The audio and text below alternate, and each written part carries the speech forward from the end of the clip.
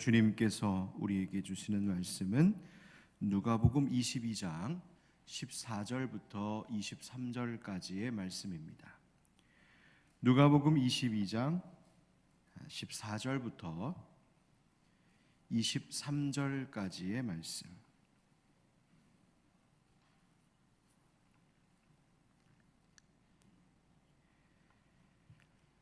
본문의 말씀을 제가 한 절 여러분 한 절, 또 영상을 통하여서 함께하고 계신 분들도 함께 교독해 주시기를 바라겠습니다. 때가 이르매 예수께서 사도들과 함께 앉으사 이르시되 내가 고난을 받기 전에 너희와 함께 이 유월절 먹기를 원하였노라. 내가 너희에게 이르노니 이 유월절이 하나님의 나라에서 이루기까지 다시 먹지 아니하리라 하시고, 이에 잔을 받으사 감사 기도하시고 이르시되 이것을 갖다가 너희끼리 나누라. 내가 너희에게 이르노니 내가 이제부터 하나님의 나라가 임할 때까지 포도나무에서 난 것을 다시 마시지 아니하리라 하시고, 또 떡을 가져 감사 기도하시고 떼어 그들에게 주시며 이르시되 이것은 너희를 위하여 주는 내 몸이라. 너희가 이를 행하여 나를 기념하라 하시고, 저녁 먹은 후에 잔도 그와 같이 하여 이르시되 이 잔은 내 피로 세우는 새 언약이니 곧 너희를 위하여 붓는 것이라. 그러나 보라, 나를 파는 자의 손이 나와 함께 상 위에 있도다. 인자는 이미 작정된 대로 가거니와 그를 파는 그 사람에게는 화가 있으리로다 하시니, 그들이 서로 묻되 우리 중에서 이 일을 행할 자가 누구일까 하더라. 아멘. 한번 따라하시죠. 나눔, 삶을 의미 있게 하는 가치. 우리가 함께 협력하고 있는 스리랑카 선교사님과 통화를 했습니다. 어제도 기도 중에 잠깐 언급했었는데요. 지금 온 나라가 그렇지만 특별히 의료 시스템이 잘 갖춰져 있지 않은 나라들은 그 심각함이 더한 것 같습니다. 이 나라도 코로나로 참 어려운 상황이 있다는 소식을 듣고 연락을 해보았는데, 이 코로나가 퍼져나가는 것을 조기에 막기 위해 온 나라의 모든 시스템을 다 지금 중단했답니다.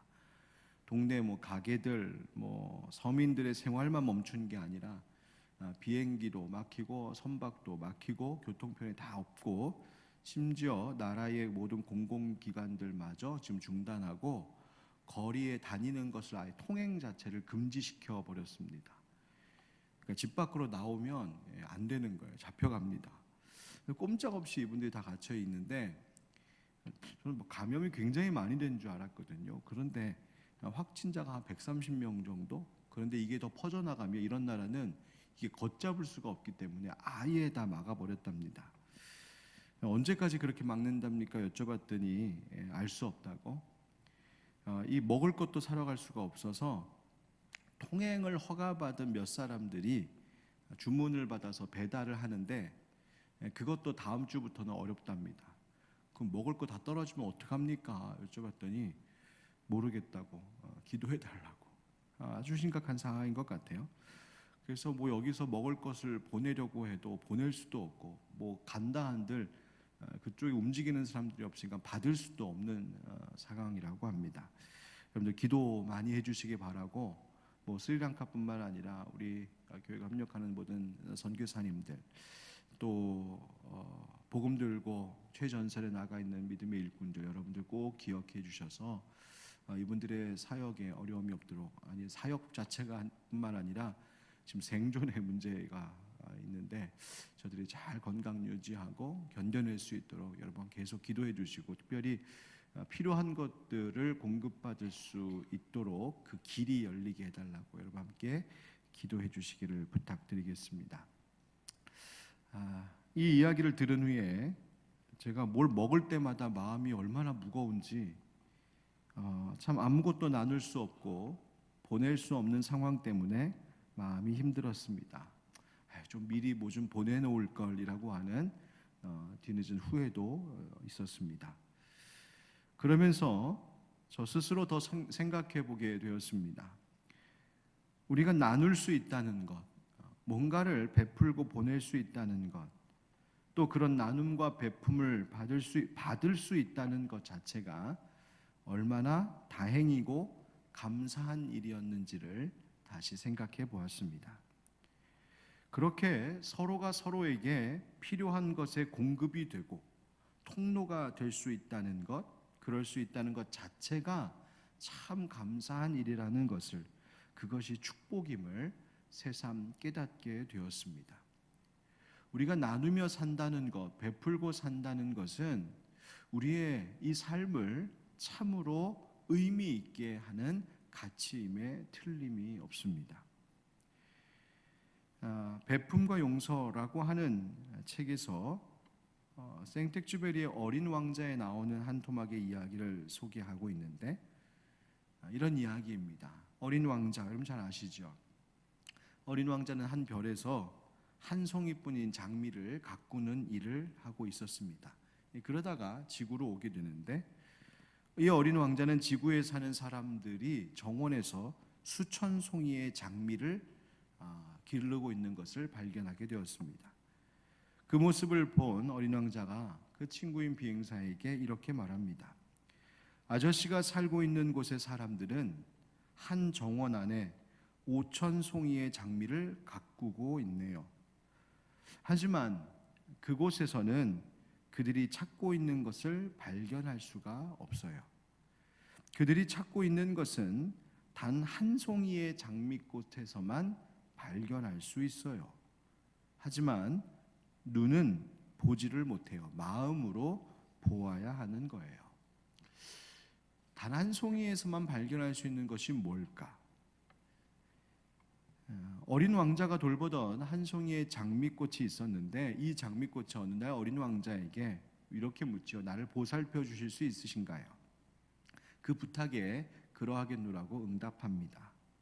그때부터 이 어린 왕자와 장미꽃 사이에 사귐이 시작이 되는데, 바로 그 어린 왕자가 이 장미꽃을 보살피기 시작했다는 것입니다. 이 보살핌이라고 하는 나눔, 바로 그 베품이, 바로 그 선물이 한 송이의 장미꽃을 어린 왕자에게 특별한 의미가 있는 장미꽃으로 만들어 주었다는 겁니다. 그 이야기에 등장하는 슬기로운 여우가 어린 왕자에게 이렇게 말하지요.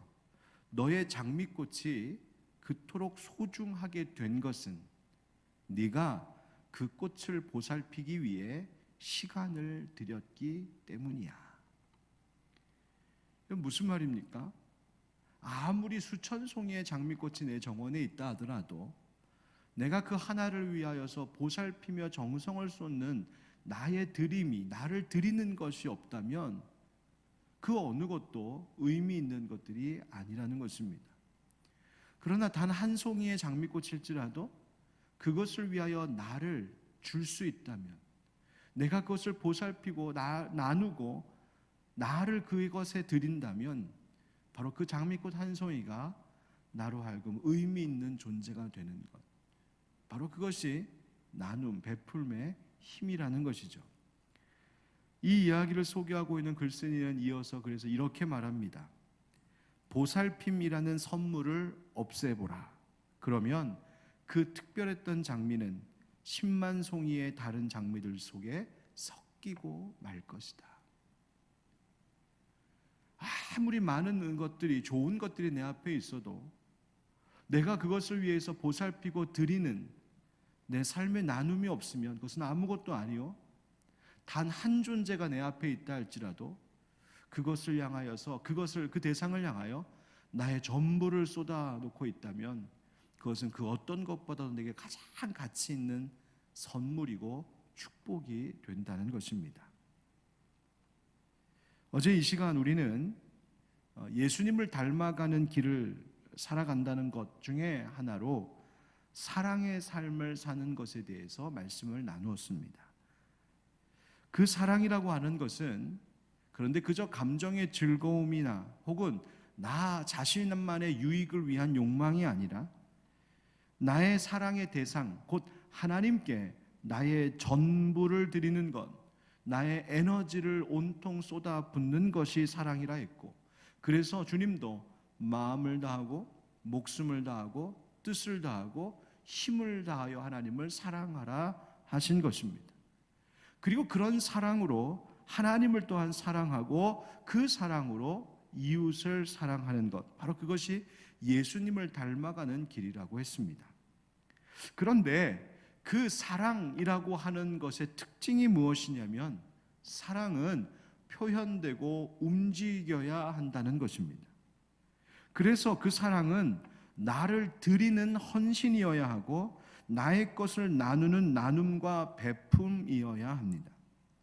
나의 어떤 것을 나누지 않고는, 나의 그 어떤 것을 그에게 주지 않고는 사랑이 사랑일 수 없는 것입니다.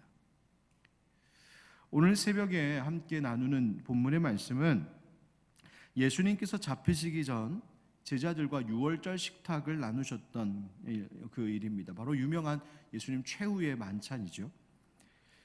이 자리는 예수님께서 떡과 잔을 나누시면서 이제 십자가에서 당신께서 우리에게 베풀어 주실 그분의 몸과 피에 대하여 말씀하신 이야기입니다. 그래서 이 자리는 놀라운 축복의 자리이지만 또한 그 의미를 생각할 때 슬픔과 기쁨이 함께 공존하고 있는 자리라고 할 수 있습니다. 오늘 본문 누가복음을 보니까 예수님께서 떡과 잔을 나누시고 감사 기도하시고 그들에게 말씀을 하셨습니다. 떡을 가져 감사 기도하시고 너를 위하여 주는 내 몸이라, 이를 행하여 나를 기념하라 말씀하시죠. 여러분, 오늘 본문 19절 다시 한번 읽어보겠습니다. 19절입니다. 시작. 또 떡을 가져 감사 기도하시고 떼어 그들에게 주시며 이르시되 이것은 너희를 위하여 주는 내 몸이라, 너희가 이를 행하여 나를 기념하라 하시고. 아멘. 아멘. 너희를 위하여 주는 내 몸이라, 너희가 이를 행하여 나를 기념하라 말씀하십니다. 예수님은 그 부어지는 자기의 그 피로 또 떼어지는 그 떡을 자신의 몸으로 말씀하시는데, 그런데 이 식탁은 이렇게 먹고 마시며 그 예수님이 잡히시던 날, 그날 밤에 그 저녁에 제자들과 함께 먹고 마시며 나누는 그때 한 번의 일로 끝날 것이 아니었습니다. 예수님 뭐라고 하시냐면, 주님 다시 오시는 그날까지, 주님께서 이 땅에 다시 재림하시는 그날까지 바로 이 떡과 잔을 나누는 일이 믿는 자들 사이에서, 즉 교회 안에서 계속해서 행해져야 하는 일이고, 이것은 곧 우리를 위하여 십자가에서 피 흘리신 예수 그리스도를 기념하는 일이 되는 것이라고 말씀하십니다. 이를 행하여 나를 기념하라. 여러분, 그래서 우리가 바로 성찬식을 행하는 것이죠. 매월 첫째 주일 우리는 그 성찬식을 해오고 있었고, 이번 이제 부활절에 우리가 그 성찬을 나누려고 합니다. 그런데 이것을 행하라 하신 이 말씀, 또 그 말씀을 따라 우리가 행한다라고 하는 것의 의미가 뭘까? 먼저는 이 떡을 나누고 잔을 나누는 이 행위를 잘 재현하는 것 자체에도 이미 의미가 있습니다. 그것을 예배 안에서, 교회 공동체 안에서 함께 우리가 눈으로 볼 수 있도록 재현함을 통하여 예수님께서 저 빵이 찢어지듯, 저 잔이 부어지듯 그렇게 우리를 위하여 주님이 몸을 찢으시고 피를 흘리셨다는 것을 기억하게 하는 것입니다. 그래서 그 잘 재현하는 행위 자체가 예수 그리스도의 십자가 그 구속, 그 사랑을 전하는 복음의 메시지가 되는 것입니다. 그냥 말로 전하는 것만이 아니라 이것을 행하는 행위가 가지고 복음의 메시지가 되는 겁니다. 뿐만 아니라 이것을 행함으로 우리가, 또 교회가 예수 그리스도의 십자가 사랑으로 구원받았음을 함께 감사하고 그 은혜를 누리고 기뻐하는 의미가 있습니다. 그래서 십자가에서 죽으신 예수 그리스도 그 사랑으로 우리가 구원받아 하나님의 자녀가 되었고, 우리가 이제 예수 그리스도의 몸의 일부가 되어서 그 예수 안에 있는 생명을 함께 부여받고 공유하게 되었다는 놀라운 사실을 확인한다는 중요한 의미가 있습니다. 자, 그런데 여러분 한번 생각해 보십시오. 이것을 행하라 라고 하신 이 말씀은 단지 교회 안에서만, 단지 교회의 어떤 예배 예식 안에서만 의미 있는 말씀이 아닙니다. 이것을 행하라 하셨던 이 말씀은, 이것을 행하여 나를 기념하라 하신 이 말씀은 교회라고 하는 울타리 안에서만이 아니라 이 교회의 울타리를 뛰어넘어 밖에서도 우리가 살아가고 있는 모든 일상의 자리에서도 살아있는 말씀이 되어야 하는 것이 이를 행하여 나를 기념하라 하신 말씀입니다. 즉 우리의 생활 속에서 행해져야 하는 말씀이라는 거예요.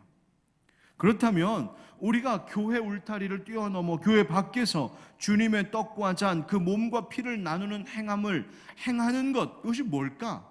우리가 집에서, 우리가 밖에서도 똑같이 성찬식을 하라는 이야기일까?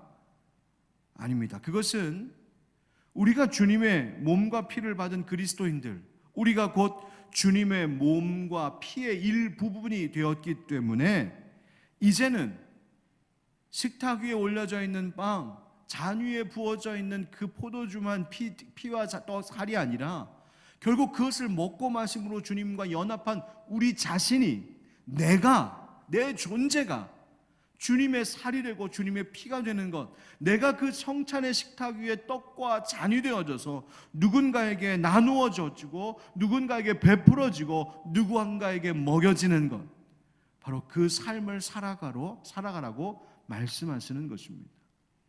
이를 행하라. 놀라운 것은 우리가 우리의 삶 속에서 이를 행할 때마다 예수님이 기념된다고 하십니다. 예수님이 기념된다는 것이 뭐예요? 예수님께서 기억되고 예수 그리스도께서 우리를 위하여서 행하신 그 은혜, 그 사랑이 기억되고 예수 그 이름이 높아지는 것을 의미합니다. 우리가 그렇게 살아갈 때 말입니다. 여러분, 우리가 이 교회 안에서 성찬식만 하는 것, 그것으로 성찬의 의미를 다하지 못합니다. 나누는 삶, 베푸는 삶, 나를 내어주는 삶을 우리의 생활 속에서 살아갈 때에, 즉 이것을 행할 때에 우리의 삶을 통하여 예수님이 기념된다는 사실을 여러분 꼭 기억하시길 주의 이름으로 축복합니다. 바로 거기서 예수님이 나타나시는 것이죠. 우리가 함께 읽고 있는 일상 영성 그 책에서 이 나눔과 베품에 대한 장에서 나누지 않고 그저 우리가 욕심만 채우며 사는 그런 모습들, 그런 우리들에게 경각심을 불러일으킬 만한 이야기를 들려주고 있습니다.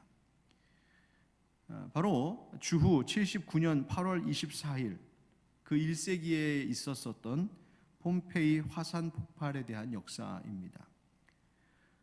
폼페이의 베수비오 화산은 단 18시간 동안 초당 무려 1.5톤의 재와 부석을 쏟아냈습니다. 고작 몇 시간 사이에 그 화려했던 폼페이 도시는 화산재로 완전히 뒤덮여 그 도시의 모습을 다 잃었습니다. 그로부터 1700년이 지난 이후인 1748년에 본격적으로 화산 용암과 재에 파묻힌 그 폼페이 도시가 발굴되기 시작했습니다. 용암과 재에 파묻혔던 그 도시, 그리고 그 속에 수많은 인간의 화석들을 발견하게 되었습니다. 당시에 그 사람들, 그 인간 화석들을 발굴하는 과정에서 고고학자 연구가들은 그 인간 화석의 모습들, 즉 그 죽어가는 그 순간에 굳어진 저들의 모습에 주목했습니다. 그 모습들이 어떤 모습들이었냐면, 어떤 사람은 죽어가는 그 순간에 동전을 잔뜩 움켜쥐고 있는 모습이어서 그 뼈에 그 손에 여전히 그 동전이 들려져 있는 채 있었던 인간 화석들이 있었다고 합니다. 또 보석을 움켜쥐고 있는 한 여자의 모습, 또 자루 안에다가 조상들의 보물들과 성전의 보물들을 쓸어 담는 교회의 사제들의 모습, 또 등 뒤에 금, 은, 보화를 쌓아두고 함께 죽은 부부의 모습들이 있었다고 합니다. 그 마지막 순간의 모습, 그들이 죽어가는 그 마지막 순간의 모습이 결국 그들 인생의 전부를 우리에게 설명해 주고 있는 것 같습니다. 여러분, 우리는 어떤 마지막 모습을 남겨야 할까요? 여러분, 어떤 인생의 마지막 모습을 남기길 원하십니까? 우리가 그토록 마지막에 남겨지고 기억되기를 원하는 그 모습은 마지막이 되기 전에 이미 늘 그렇게 살고 있어야 하는 일들입니다. 왜요? 우리는 언제가 나의 마지막일지 아무도 모르기 때문에 그렇습니다. 우리가 살면서 물질이 필요 없는 것은 아닙니다. 그러나 우리가 그것을 필요 이상으로 바라고 그것을 갈망할 때, 특별히 하나님을 사랑하는 마음보다 그것이 더해져 갈 때 결국 그것은 우상 숭배가 되고 우리를 사망으로 이르게 하는 것입니다. 물질이라고 하는 것은 우리가 관리하고 우리가 사용하는 것이지, 물질이 우리를 관리하고 물질이 우리를 사로잡게 하면 되지 않는 것입니다. 그렇다면 이 유혹과 위험으로부터 나를 지켜낼 수 있는 방법이 무엇인가? 바로 오늘 예수님께서 우리에게 말씀하신 것처럼 이를 행하여 나를 기념하라.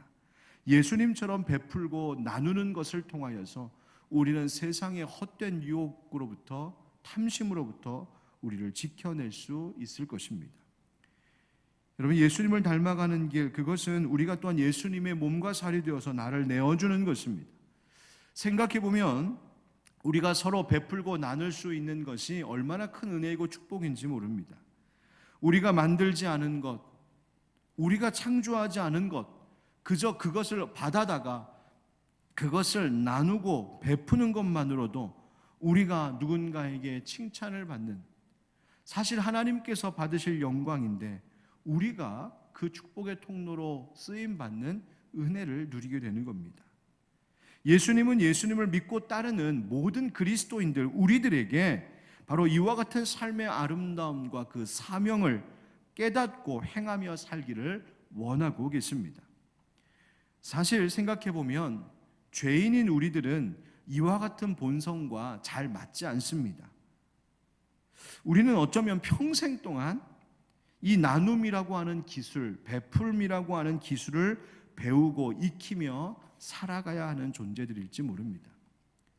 우리의 본성을 거스르는, 즉 나눔과 베품이라고 하는 이 훈련을 우리는 평생 동안 계속하면서 살아가야 합니다. 그렇지 않으면 우리의 인생이라고 하는 것이 정말 그 파묻힌 폼페이 옛 도시의 사람들의 모습과 다를 바 없이 끝나고 말 것이기 때문에 그렇습니다. 그럼 오늘 본문을 보면 마지막 식탁의 그 자리에, 그 영광되고 복된 자리에 한 가지 안타까운 이야기가 함께 나오고 있는 것을 봅니다. 바로 가룟 유다의 이야기이죠. 예수님은 그 자리에서 자신을 팔아넘길 제자에 대하여서 예언하셨습니다.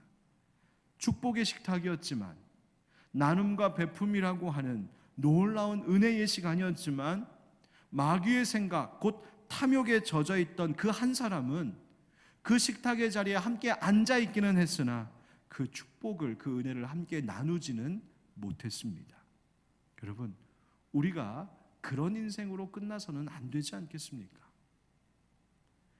앞서 잠시 말씀드렸던 베품과 용서라는 책에서 그 책의 주된 내용을 이렇게 요약해 주고 있습니다. 한번 들어보십시오.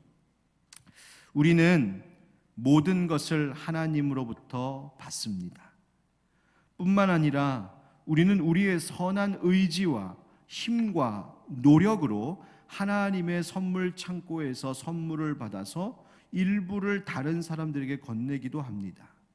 우리가 무언가를 소유하여 남에게 베푸는 이유는 하나님이 베풀어 주시기 때문입니다. 그러나 다른 사람들에게 베풀려고 하는 우리의 선한 의지, 다른 사람들에게 베푸는 우리의 능력, 다른 사람들에게 베풀기 위해 기울이는 우리의 노력조차도 하나님의 것입니다. 우리가 베푼다면 그것은 우리가 다른 사람들에게 그리스도로서 베푸는 것입니다. 선물의 수여자이신 그리스도께서 우리 안에서 움직이고 계시기 때문입니다. 우리가 베풀 때 베푸는 이는 그리스도이십니다. 우리는 하나님의 손에 들린 도구들입니다. 사도 바울은 그의 선교 사역의 마지막 즈음에 예루살렘으로 향하기 전 에베소 교회 장로들에게 고별 설교를 하며 다음과 같이 말했었습니다. 사도행전 20장 35절 말씀입니다. 범사에 여러분에게 모본을 보여준 바와 같이 수고하여 약한 사람들을 돕고 또 주 예수께서 친히 말씀하신 바 주는 것이 받는 것보다 복이 있다 하심을 기억하여야 할지니라. 아멘. 주는 것이 받는 것보다 복이 있다 하십니다. 예수님도 말씀하셨습니다. 남에게 대접을 받고자 하는 대로 너희도 남을 대접하라. 마태복음 10장 42절에서도 예수님 말씀하시죠. 또 누구든지 제자의 이름으로 이 작은 자 중 하나에게 냉수 한 그릇이라도 주는 자는 내가 진실로 너희에게 이르노니 그 사람이 결단코 상을 잃지 아니하리라 하시니라. 아멘. 코로나 사태로 우리가 마음껏 활동할 수 없고 가까이 할 수도 없고 그러다 보니 어쩌면 우리의 마음의 나눔마저도 소원해지기 쉬운 바로 이때에 바로 이 고난 주간을 보내며 우리가 다시 한번 하나님 앞에 고백해야 할 것은 하나님, 우리 안에 이기적인 욕망과 탐심의 생각들을 벗게 하여 주시고 예수님께서 이를 행하여 나를 기념하라 하신 것처럼 주님, 나에게 있는 것으로 나누고 베풀어 예수 그리스도가 나를 통하여서 나타나시는 귀한 은혜의 삶을 살게 해 주시옵소서. 우리 함께 기도하고 그 기도대로 살아갈 수 있는 우리가 되기를 예수님의 이름으로 축원드립니다. 아멘.